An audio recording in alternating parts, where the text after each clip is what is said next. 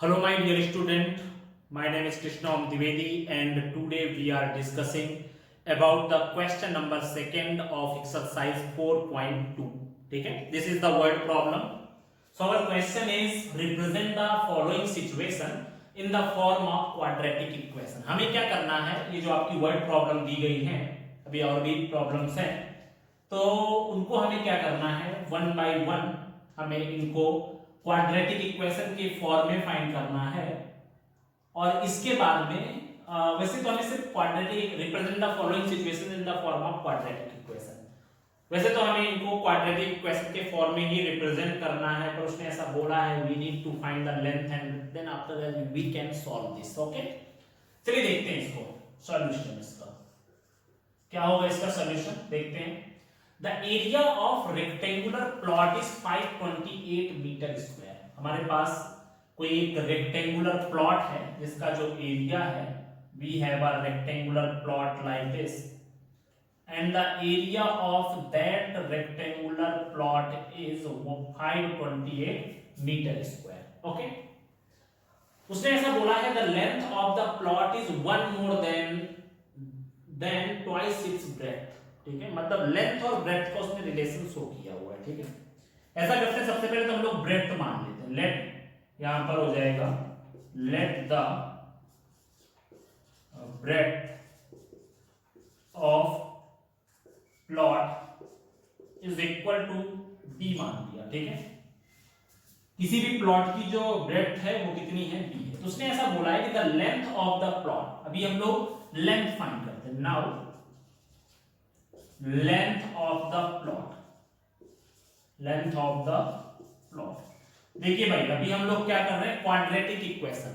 ठीक है, अब यहां पर जो वेरिएबल रहेगा वो एक ही वेरिएबल में पूरा इक्वेशन होना चाहिए हमारा। ठीक है, पहले की तरह नहीं कि एक को x मान लिया दूसरे को y मान लिया। ठीक है, आपको क्या करना है, आप चाहो तो उस तरह से भी रिप्रेजेंट कर सकते हो, पर आपको उसको इक्वेशन के फॉर्म में रिप्रेजेंट करके उसको फिर से वन वेरिएबल में चेंज करना पड़ेगा। तो आप चाहे पहले ही पूरा का पूरा सेम टू सेम बना लो, ठीक है, और ये तो बाद में उसको कन्वर्ट कर दो। ठीक है, चलिए देखते हैं।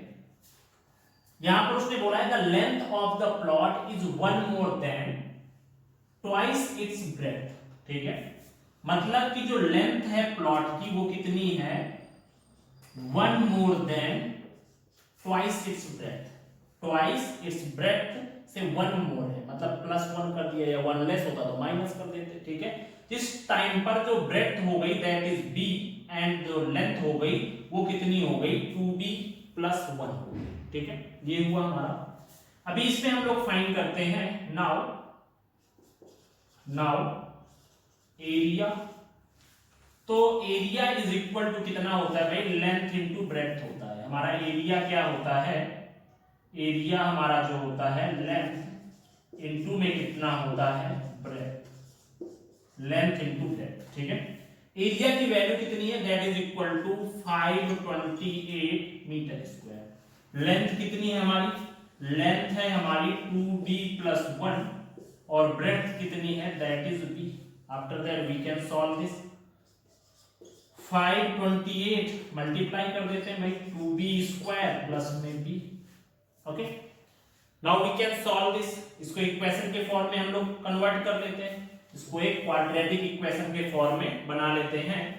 वैसे तो हमारे क्वेश्चन में सिर्फ इतना ही बोला है कि we have to form this equation in form of quadratic equation. तो ये कितना हो गया भाई, 2b स्क्वायर प्लस में b माइनस में 528, माइनस में 528 इज इक्वल टू 0। ये उधर होके चला गया, इतना हो गया। अभी देखो हमारा वैसे सही पूछे तो आंसर तो आ चुका है, पर हमें क्या करना है, इसको सॉल्व करके भी मैं आपको दिखा देता हूं कैसे हम इसको फैक्टराइज करेंगे। ठीक है, फैक्टराइज करने के लिए आपको क्या करना है, इस बीच वाले टर्म को ऐसे दो पार्ट में डिवाइड करना है जिनका प्रोडक्ट कितना है, इन दोनों के प्रोडक्ट के इक्वल है। ठीक है, और एडिशन या सब्ट्रैक्शन कितना है वो b के इक्वल आना चाहिए, मिड टर्म के बराबर आना चाहिए। ठीक है, चलिए देखते हैं अब इसको कैसे करोगे भाई, क्योंकि मेरे को भी नहीं पता इसका क्या होगा। ठीक है, सॉल्व करते हैं इसको। दोनों को मल्टीप्लाई कर दो, कितना हो जाएगा, 528 into t2 that is equal to 1056। ठीक है, कितना हुआ यहां पर 1056। इसको फैक्टराइज करते हैं। फैक्टराइज किया 2 से कितना हो गया 528 आ गया। फिर 2 से सब फैक्टराइज किया कितना हुआ 2 6 और कितना हो जाएगा 4। फिर 2 से फैक्टराइज किया 132 हो जाएगा। फिर 2 से किया 6 6 हो गया। फिर 2 से 3 3, ठीक है। फिर 3 से 11, यहाँ पर 11 से 1 आ गया, ठीक है। अभी देखो इसके थ्रू हमें पता चलेगा कि यहाँ पर हमारा आ रहा है आंसर या नहीं आ रहा, ठीक है। 11 3 जा 33, फिर यहाँ पर 2 2 जा 4 2 जा 8 2 जा 16 2 जा 32। तो अगर आप यहाँ पर ध्यान से देखो तो इन दोनों का प्रोडक्ट कितना आया है 33 आया है। इन सब का प्रोडक्ट कितना आया 32 आया। अगर आप 33 में से 33b में से 32b को सब्ट्रैक्ट करोगे तो यहाँ पर कितना बचेगा b बचेगा। और अगर आप 33b को 32b के साथ मल्टीप्लाई करोगे तो वो कितना आएगा that is equal to 1056b²। मतलब इन दोनों के प्रोडक्ट के इक्वल आएगा। इसका मतलब मुझे क्या करना है, इस बीच वाले पार्ट को ऐसे दो पार्ट में डिवाइड करना है जिनको ऐड या सब्ट्रैक्ट करने के बाद हमें ये मिड वाली वैल्यू मिले और मल्टीप्लाई करने के बाद इन दोनों के मल्टीप्लाई की इक्वल वैल्यू मिले, ठीक है। तो समझ में आया इसके फैक्टर कितने हुए भाई 33 और 32 इसके फैक्टर हो गए। इस तरह से हम लोग इसके फैक्टर फाइंड करेंगे, ठीक है। तो देखिए भाई इसको फैक्टराइज करेंगे तो कितना हो जाएगा 2b² प्लस में b, किसको हम लोग लिख सकते हैं 2b² प्लस में 33b माइनस में 32b माइनस में 528 इज इक्वल टू 0। वही रखा हुआ है मैंने, सिर्फ b की जगह पे क्या रख दिया है 33b माइनस में 32b। यहां पर क्या करते हैं b कॉमन ले लेते हैं, then this one is 2b और इसमें कितना बचेगा प्लस में 33। यहां पर भी हम लोग क्या कॉमन ले लेते हैं माइनस में 16 कॉमन ले लेते हैं। तो यहां पर कितना बचेगा 2b प्लस में 33 इज इक्वल टू 0। अब देखो भाई दोनों में ये सेम है, 2b प्लस 33 दोनों में है। अब इसको कॉमन ले लेते हैं, जब आप इसको कॉमन लोगे तो 2b प्लस 33 हो जाएगा। तो यहाँ पर अंदर क्या बचेगा इसका b बचेगा और यहाँ पर इसका क्या बचेगा 16 इज इक्वल टू 0 हो जाएगा, ठीक है। ये हमारा हुआ, ठीक है। अभी मुझे क्या करना है इसको, अब इसको सॉल्व कर लेते हैं भाई। 2b प्लस 33 तो यहाँ पर कितना हो जाएगा 2b plus 33 is equal to 0, ये उधर जाएगा। Then 2b is equal to minus 33, then b is equal to minus 33/2। वैसे भी हमारी जो ब्रेड्थ होगी that will be never negative, negative कभी नहीं होने वाली। दूसरा वाला ले लेते हैं भाई, एक एक करके देखना है। दूसरा क्या है b minus 16 is equal to 0। तो b की वैल्यू कितनी होगी 16 होगी। ये हमारी क्या होगी b की वैल्यू 16। अगर इसकी ब्रेड्थ कितनी आई है, ब्रेड्थ कितनी है 16 है, इसकी लेंथ कितनी होगी भाई, ये क्या हो गई ब्रेड्थ हो गई। इसकी लेंथ कितनी हो जाएगी, लेंथ है हमारी 2b प्लस 1 है। लेंथ कितनी है 2b प्लस 1, तो यहाँ पर कितना हो जाएगा 2 इंटू 16 प्लस 1, देन यहाँ पर 32 plus 1, then this one is 33, ठीक है। यहाँ पर ये क्या हो गई 16 metre is breadth and 33 metre is the length of that plot, ठीक है। ये हमारा हो गया सेकंड का फर्स्ट का सॉल्यूशन, ओके। इसको लिख लीजिए। चलिए देखते हैं सेकंड के सेकंड का आंसर क्या होगा इसका सॉल्यूशन। यहां पर क्वेश्चन क्या है, the product of two consecutive positive integer is 306। मतलब दो कॉन्जिक्यूटिव पॉजिटिव इंटीजर है जो कि क्या है 306, मतलब उनका दोनों का प्रोडक्ट 306 है। We need to find integers, हमें इंटीजर्स की वैल्यू फाइंड करनी है। ऐसा करते हैं, लेट अ पॉजिटिव इंटीजर, एक पॉजिटिव इंटीजर हम लोग मान लेते हैं that is equal to x, ठीक है। कॉन्जिक्यूटिव पॉजिटिव इंटीजर मतलब क्या होता है 1 से, मतलब एक एक ऐड करते जाओ, then that are the consecutive. जैसे 5 फिर 6 फिर 7 फिर 8, ठीक है, 1 1 करके ऐड करते जाओगे, then that are consecutive positive integer, ठीक है। Then it's consecutive positive integer, positive integer, इसका पॉजिटिव इंटीजर कितना हो जाएगा that is equal to 30, sorry इसका पॉजिटिव इंटीजर हो जाएगा, consecutive positive integer will be x plus 1। एक क्या है नंबर x है तो दूसरा नंबर x+1, तीसरा x+2, x+3, ऐसा 1 1 करके ऐड करते जाना है। उसने ऐसा बोला है कि दोनों पॉजिटिव इंटीजर का जो प्रोडक्ट है वो कितना है, 306 है। Then we can write here according to condition, ठीक है, क्या होगा, x+1 is equal to 306 according to the given condition we can write like this, ठीक है, क्योंकि उसने ऐसा बोला है कि दोनों नंबर का जो प्रोडक्ट है वो कितना है, 306 है।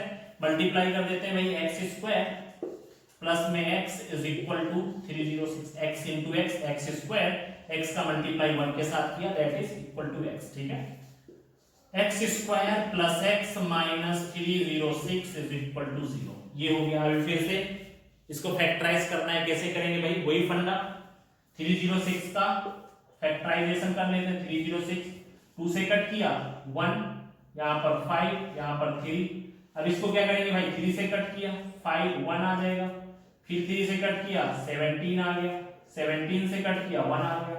अभी देखो भाई सिंपल सी बात है, 3 3 जा 9 2 जा 18, यहाँ पर 18 आया, इसका 17, 18 में से 17 में कितना बचेगा 1, मतलब 1x हो गया। Directly we can write here x square plus में 18x minus 17x minus 306 is equal to 0, and after that you can take a common x, यहाँ पर कितना हुआ, x प्लस 18 हो गया, यहाँ पर माइनस 17 कॉमन ले लो तो यहाँ पर भी कितना हो जाएगा, x plus 18 is equal to 0 हो जाएगा। Now you can take x plus 18, इसके बाद में यहाँ पर x minus 17 is equal to 0, इसके बाद में क्या करना है आपको, x plus 18 is equal to 0, इसका मतलब एक नंबर हमारा कितना हुआ, माइनस 18 हुआ, but number is positive integer, तो ये तो होगा नहीं, ये तो नहीं होगा क्योंकि this is a negative integer. अब पॉजिटिव इंटीजर के लिए क्या होगा, then x minus 17 is equal to 0, then our number will be x is equal to कितना हो जाएगा भाई, x इज इक्वल टू 17, ठीक है। तो हमारा एक पॉजिटिव इंटीजर क्या हो जाएगा, पहला पॉजिटिव इंटीजर हो जाएगा हमारा, पहला पॉजिटिव इंटीजर 17 हो गया, एंड इट्स कॉन्जिक्यूटिव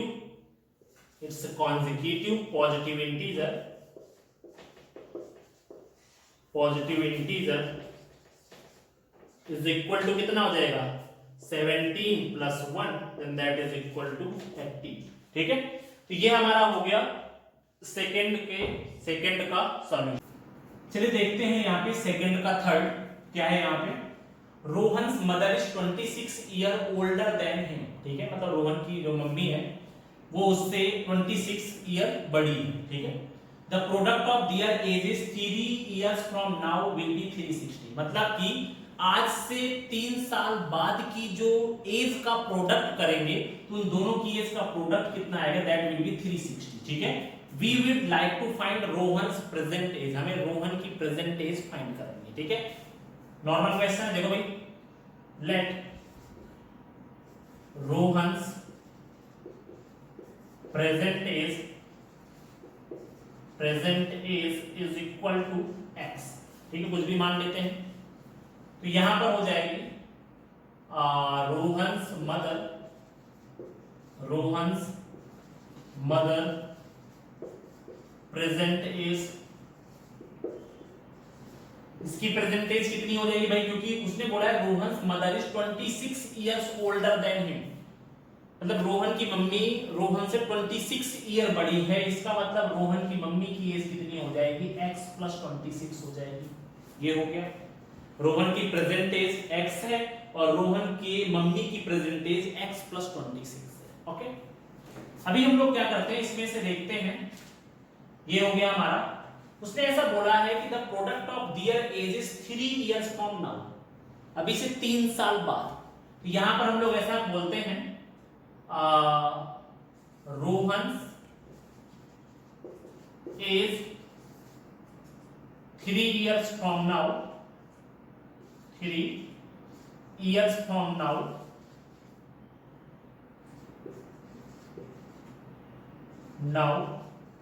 भाई, मतलब 3 इयर्स फ्रॉम नाउ मतलब 3 साल के बाद रोहन की एज कितनी हो जाएगी, तो भाई 3 साल बाद, भाई जब हम लोग, मैंने आपको पहले भी बताया था, when we are discussing about future then we have to add the age, and when we are discussing about past then we have to subtract the age. ठीक है, ये 3 साल बाद की बात कर रहे हैं, तो 3 साल बाद रोहन की एज कितनी हो जाएगी, x + 3 इयर्स हो जाएगी. ठीक है, ओके. अभी इसके बाद हमें क्या करना है, तो अब उसकी मम्मी की एज क्या हो जाएगी, देन यहां पर हो जाएगी रोहन्स मदर एज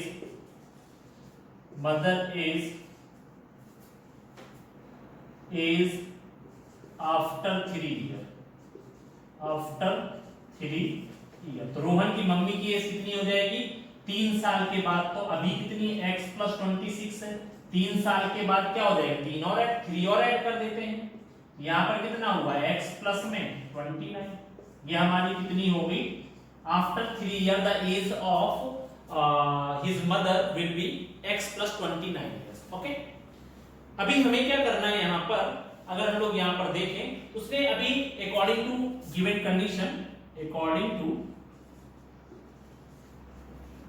कंडीशन क्या है भाई गिवन कंडीशन, उसने ऐसा बोला है कि after 3 year if you will take the product of their ages then the product of their ages will be equal to 360. मतलब कि आफ्टर 3 ईयर की एजेस ले लो और उनका प्रोडक्ट करो. आफ्टर 3 ईयर रोहन की एज कितनी है, x + 3 है, एंड आफ्टर 3 ईयर उसकी मम्मी की एज कितनी है, x + 29. ठीक है, इज इक्वल टू कितना हो जाएगा, दैट इज इक्वल टू 360. मतलब दोनों की एज का प्रोडक्ट कर दिया, वो किसके इक्वल है, 360 के इक्वल है. Now x into x, x का प्रोडक्ट x के साथ, देन दिस इज x². ठीक है, ये कितना हुआ, x² हुआ. x का प्रोडक्ट 29 के साथ, देन 29x हो जाएगा. इसके बाद में 3 का प्रोडक्ट x के साथ, देन 3x हो गया. 3 का 29 के साथ कितना हो जाएगा भाई, यहाँ पर हो जाएगा प्लस में 87. ठीक है, ये हो गया. इज इक्वल टू कितना हुआ, 360. सबको एक साइड पे कर देते हैं. यहाँ पर हो गया x² प्लस में 29x प्लस में 33x, then that is equal to 32x.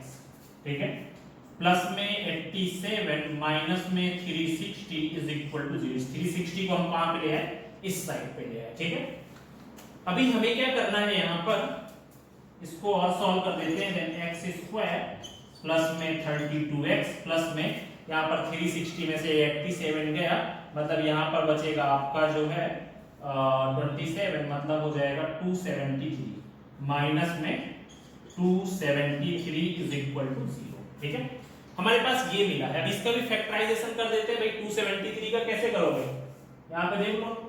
273 हमने किससे कट किया, 3 से. 3 9 का 27, देन 3 3 का 1. ठीक है, ये हो गया. अभी इस किससे कटेगा, यहाँ पे 7 से, यहाँ पे 7 1 और यहाँ पे 3 13 से कट जाएगा. अभी ये कितना हो जाएगा, यहाँ पे अगर हम लोग देखें, हमें क्या चाहिए, 32 चाहिए. ठीक है, आप क्या कर दो, 3 और 13 का मल्टीप्लाई कर दो, then 13 into 3 that is equal to 39 और बचा 7. 39 माइनस 7 कितना हो जाएगा, दैट इज इक्वल टू 32. इसका फैक्टराइजेशन कर देते हैं भाई. फैक्टराइजेशन इसका कितना हो जाएगा, देन x² प्लस में 39x माइनस में 7x माइनस में 273 इज इक्वल टू 0. मैंने इस 32x की जगह पे क्या रख दिया, 39 माइनस 7 रख दिया. ठीक है, अभी मैंने क्या किया, यहाँ पर x², तो और इसके बाद में हमने x कॉमन ले लिया इसमें. जब मैंने x कॉमन लिया, देन x प्लस में 39 हो गया, माइनस में 7 कॉमन लिया, देन x प्लस में 39 is equal to 0. Now x plus 39 यहाँ पर भी है, x प्लस 39 यहाँ पर भी है. Now we can take the common, x plus 39 common ले लिया, देन x माइनस में 7 इज इक्वल टू 0. अब इसके बाद हमें क्या करना है, then x plus 39 is equal to 0, then the value of x is equal to minus 39. ये तो पॉसिबल है नहीं, एज माइनस में होने वाली है नहीं, then this is wrong. And after that x minus 7 is equal to 0, then x is equal to 7 years. This is the age of Rohan. So Rohan's age will be, Rohan's age is equal to 7 years. और रोहन की mummy की as कितनी हो जाएगी भाई, 7 plus 26 कर दो. यहाँ पर हो जाएगा 7 plus 26. रोहन्स मदर एज, यहाँ पे हो जाएगा रोहन्स मदर एज जैसे पूछा नहीं गया है। देन यहाँ पर कितना हो जाएगा 26 + 7 that is equal to 33 year. The age of his mother will be 33 year. ठीक है, तो ये हमारा हुआ सेकंड के थर्ड का सॉल्यूशन। बहुत ही नॉर्मल क्वेश्चन है, बस ये याद रखना कि हमें इनको एक वन वेरिएबल में लेकर के चलना है। And when you will get the after some time you will get a quadratic equation and you have to factorise this mid term, ठीक है, by using factorisation. And after that you will get the value of x and that values will be 2। ठीक है, और भाई उनमें से जो भी कंडीशन को मैच करे उसको सिलेक्ट कर लेने का। ठीक है, तो ये हमारा हो गया सेकंड के थर्ड का सॉल्यूशन। ओके, चलिए देखते हैं यहाँ पे सेकंड का फोर्थ का सॉल्यूशन। ओके, यहाँ पर सेकंड के फोर्थ का सॉल्यूशन यहाँ पे देखते हैं क्या होगा। क्वेश्चन क्या है हमारा, अ train travels a distance of 480 kilometre at a uniform speed. ठीक है, मान लेते हैं यहाँ पे कि जो ट्रेन है वो 480 किलोमीटर की डिस्टेंस कवर करती है किसी भी स्पीड के साथ, एक यूनिफॉर्म स्पीड कंसीडर कर लेते हैं। ठीक है, तब वो कुछ टाइम अपना लेती है। ठीक, if the speed had been 8 kilometre per hour less, अगर उसकी स्पीड क्या हो जाए, पहले की स्पीड से 8 आवर कम हो जाए, then it would have taken 3 hours more to cover the same distance। then पहले वो जितना भी टाइम ले रही थी, मतलब वो पहले t जितना टाइम ले रही थी, तो अभी क्या करेगी वो t से 3 आवर ज्यादा टाइम लेगी। इसका मतलब मैं ऐसा कह सकता हूं कि दोनों के टाइम में जो डिफरेंस है that difference is equal to 3। ऐसा करते हैं ना, पहली कंडीशन में भी टाइम फाइंड कर लेते हैं कि पहले जब वो कुछ वेलोसिटी से चल रहा था, उसने 480 किलोमीटर की डिस्टेंस कवर की, तब उसने टाइम कितना लिया। And after that when its velocity will reduce, speed will reduce, then it will take some time, तो उसने कितना टाइम लिया और दोनों के टाइम का डिफरेंस कितना है दैट इज इक्वल टू 3। मतलब दोनों के टाइम को अगर आप सब्ट्रैक्ट कर लोगे then you will get the value 3। ठीक है, चलिए देखते हैं इसको। मैंने यहां पर बताया, यहां पर सबसे पहले मान लेते हैं late the speed of train, ये मैंने मान ली, कुछ भी ले लेते हैं, मान लो x ले लिया मैंने, let the speed of train is equal to x kilometre per hour. ठीक है, ये हमारी स्पीड ऑफ ट्रेन हो गई। अभी आपको पता है यहां पर कि स्पीड इज इक्वल टू कितना होता है, speed is equal to distance upon time. ठीक है, मान लेते हैं कि उसने t जितना टाइम लिया है, तो यहां पर क्या हो जाएगा, हमें ये पता है कि स्पीड इज इक्वल टू कितना हो गया, डिस्टेंस अपॉन में टाइम। ठीक है, तो पहली कंडीशन के अकॉर्डिंग उसने कितना टाइम लिया, स्पीड उसकी कितनी है, मैंने x किलोमीटर पर आवर मानी हुई है, उसने डिस्टेंस कितनी कवर की है, 480 किलोमीटर की डिस्टेंस कवर की है, और मान लो उसने अभी टाइम कितना लिया है, t1 जितना टाइम लिया हुआ है। ठीक है, तो यहां पर पहली कंडीशन में उसका जो टाइम हो गया that is equal to 480 by में x आवर। इतना टाइम उसने पहली कंडीशन में लिया, जब वो यूनिफॉर्म वेलोसिटी से चल रहा था, तो उसने t1 जितना टाइम लिया या 480 बाई x जितना टाइम लिया। ठीक है, अभी इसमें देखते हैं हम लोग अकॉर्डिंग टू सेकेंड कंडीशन, ये क्या है, अकॉर्डिंग टू फर्स्ट कंडीशन। ठीक है, this is according to first condition. Okay, ये हमारी फर्स्ट कंडीशन होगी। अभी हम लोग देखते हैं यहां पे according to second condition. Second condition में क्या है, उसने ऐसा बोला है कि if the speed had been 8 kilometre hour less. मैंने क्या बोला यहां पे कि अभी उसकी जो स्पीड हो गई है वो कितनी हो गई है, पहले x थी, अभी उसकी कितनी हो गई है, x - 8 हो गई है, ये उसकी स्पीड हो गई है। डिस्टेंस अभी भी वो उतनी ही कवर कर रहा है, डिस्टेंस अभी वो उतनी ही कवर कर रहा है, that is equal to 480 kilometre.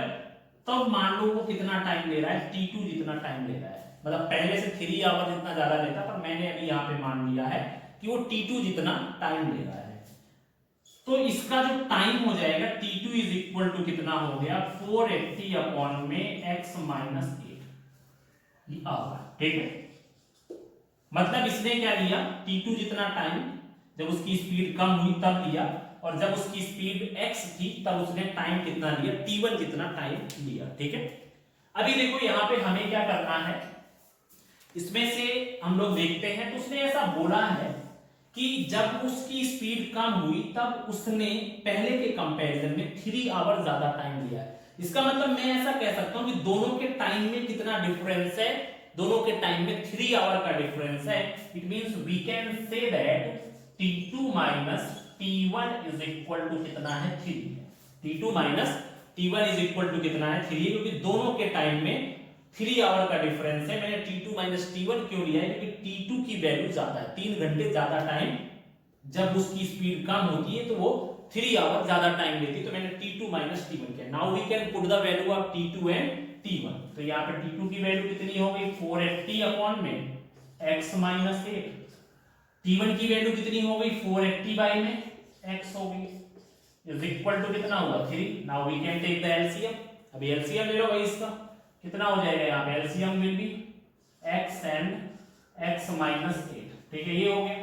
अभी यहाँ पर कितना हो जाएगा, this is 480x and this is 480, और इसमें कितना हो जाएगा x minus 8 is equal to कितना हुआ 3। ये वैल्यू इधर ले जाते हैं। इसके बाद क्या किया हमने यहाँ पे 480x माइनस में 480x, और ये माइनस अंदर गया तो प्लस में 480 इंटू में कितना हुआ 8 इज इक्वल टू, ये वाली पूरी वैल्यू इधर गई तो यहाँ पर कितना हुआ 3x एंड x माइनस 8। इसको भी थोड़ा सॉल्व कर लेते हैं, कितना हो जाएगा यहाँ पे सॉल्व करने के बाद अगर हम लोग देखें तो ये दोनों तो कट गई वैल्यू, 480x बचा कितना यहाँ पे बचा है 480 into 8 is equal to 3x and x minus 8। इसको क्या कर देना 3 से कट कर देते हैं भाई, कितना हो जाएगा 1, और इसमें से हो जाएगा 160 हो जाएगा। यहाँ पर कितना हुआ 160 इंटू में 8 इज इक्वल टू, यहाँ पर मल्टीप्लाई कर दिया x स्क्वायर माइनस में कितना हो जाएगा 8x हो जाएगा। ठीक है, अभी हम लोग क्या करते हैं यहाँ पे मल्टीप्लाई कर देते हैं, यहाँ पे 8 0, यहाँ पर 0 हो गया, और यहाँ पे 48 4 एंड यहाँ पर 1280 हो जाएगा। ठीक है, यहाँ पर कितना हो जाएगा is equal to x square minus में 8x, सबको एक साइड पे कर लेते हैं, देन x स्क्वायर माइनस में 8x minus 1280 is equal to 0। अब इसको फैक्टराइज करते हैं भाई 1280 को, कैसे करेंगे देख लो भाई, यहाँ पर कितना हो जाएगा 1280 को फैक्टराइज किया 2 से, यहाँ पर कितना हुआ 640 आया, फिर 2 से किया 320 आया, फिर 2 से किया 160 आया, फिर 2 से किया 80 आया, फिर 2 से किया 40, फिर 2 से 20, फिर 2 से यहाँ पर कितना हो जाएगा 10, फिर 2 से यहाँ पे 5, फिर 5 1 हो जाएगा। ठीक है, अब इसको हमें क्या करना है फैक्टराइज करना है। हमें क्या चाहिए 8x चाहिए, 5 2 जा 10, 10 2 जा 20, 20 2 जा 40। ठीक है, यहाँ पे 40 हो गया, और इसका देखो भाई इनका कितना आ रहा है, इसका 40 आ रहा है, और ऊपर वालों का कितना आ रहा है 32 आ रहा है, 40 में से 32 गए 8 बचेगा, तो यहाँ पर कितना हो जाएगा x स्क्वायर माइनस में 40x प्लस में 32x minus 1280 is equal to 0। इसमें कॉमन ले लेते हैं, इसमें से कॉमन लिया तो यहाँ पर कितना हुआ x माइनस 40, इसमें से 32 कॉमन लिया x minus 40 is equal to 0। ठीक है, तो एक ब्रैकेट में कितना हो जाएगा, एक ब्रैकेट में हो गया x माइनस 40, इसमें से x माइनस 40 कॉमन ले लिया, और दूसरे में x प्लस में 32 इज इक्वल टू 0। ये हमारा बन गया भाई, यहाँ पे कुछ इस तरह से हम लोगों के पास दो वैल्यू आ चुकी है x minus 40 and x plus में 32। इतना कर लीजिए, इसके बाद आगे देखते हैं। देखो भाई यहाँ पर हम लोग क्या करते हैं, देखते हैं इसमें से। नाउ अभी हम लोग क्या करेंगे यहाँ पे, देन यहाँ पर हो जाएगा x minus 40 is equal to 0, x minus 40 is equal to 0, then x is equal to कितना हो जाएगा 40 किलोमीटर पर आवर। ठीक है, इसके बाद में x प्लस में 32 is equal to 0, then x is equal to minus 32 kilometre per hour. पर ये तो पॉसिबल है ही नहीं, नॉट पॉसिबल, क्योंकि स्पीड हमारी क्या होती है कभी भी निगेटिव नहीं होती है, तो ये तो हमारा पॉसिबल है नहीं। यहाँ पर now the speed of the train, यहाँ पे कितनी हो जाएगी, speed of the train is equal to 40 kilometre per hour. ये हमारे हो गया सेकेंड के फोर्थ का सॉल्यूशन, और ये हमारे एक्सरसाइज 4.1 फिनिश हुई। ठीक है, अभी हम लोग नेक्स्ट लेक्चर से एक्सरसाइज 4.2 देखेंगे, इसको आप लोग कर लीजिएगा। This is a very important question, काफी अच्छा क्वेश्चन है ये, इसको थोड़ा सा सही से समझ